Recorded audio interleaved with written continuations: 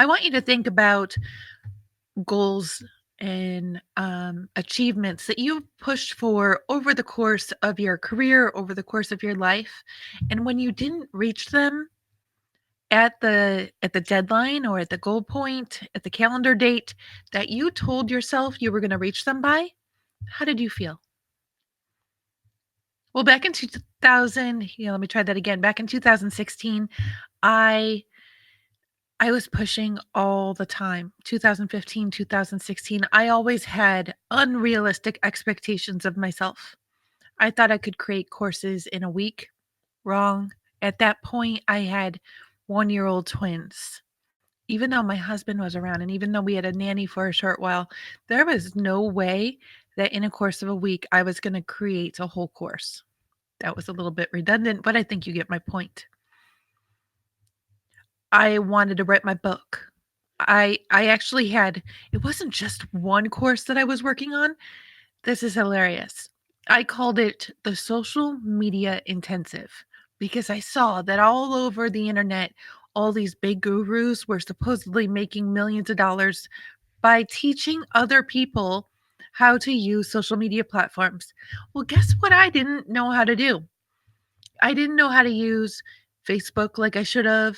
Um, I was using Twitter, but in a way that I would never teach today. I barely knew LinkedIn. I was barely active on Pinterest. I'm just going through what was around back then. Periscope was just taking off. I knew how to go live. I didn't know much more than that. Was Instagram around? I'll have to check that out. I have no idea if Instagram was around, but if it were around, then I was going to have a whole huge segment on that one too. And I was pushing so hard to get all these modules completed. So hard.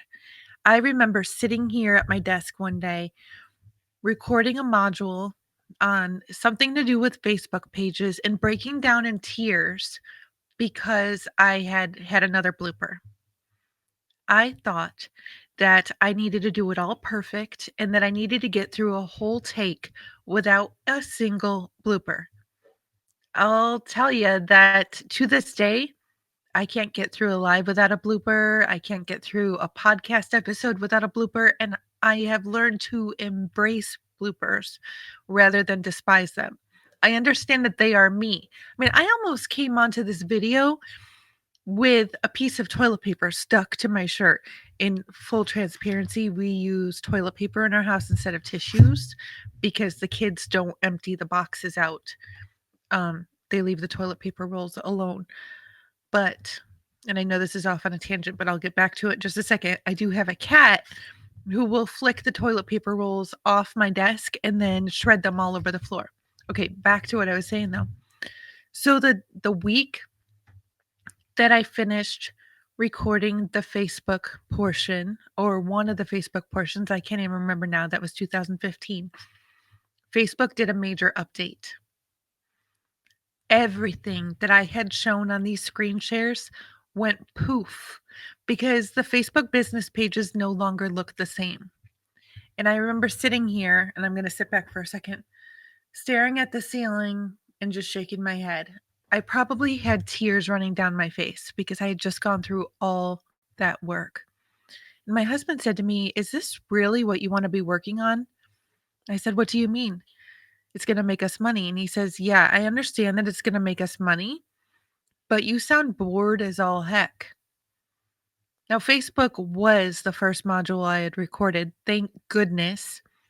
And when I took a moment to consider what he was saying, I realized he was right.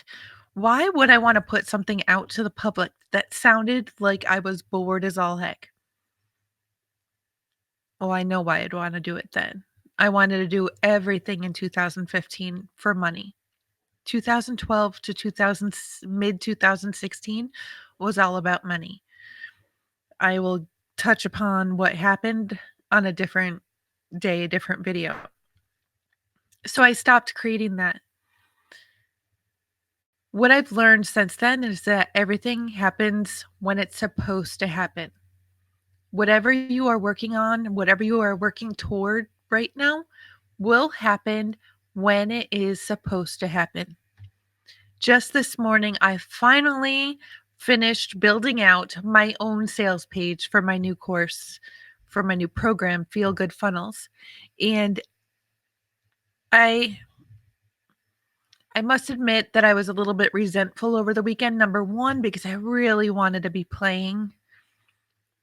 I'm a gamer. If you haven't heard that before, my whole family is gamers. I really wanted to be playing with my family, and I wasn't. But on the flip side, I was resentful at myself because I hadn't built the page before. I was kicking my butt hard because I knew that if I had created this page before, if I had built the program before, then we could have already been generating income off of it. It was another one of those experiences, though, where I had to well, first, I had to get some sleep because I was exhausted. I was working on this page all weekend. I kept on passing out on my bed early and then waking up really early the next morning. I was up at 4 o'clock this morning because the same thing happened last night. But it was after getting some sleep that I realized it will happen when it's supposed to happen. This page was designed, these programs were designed when they were supposed to happen.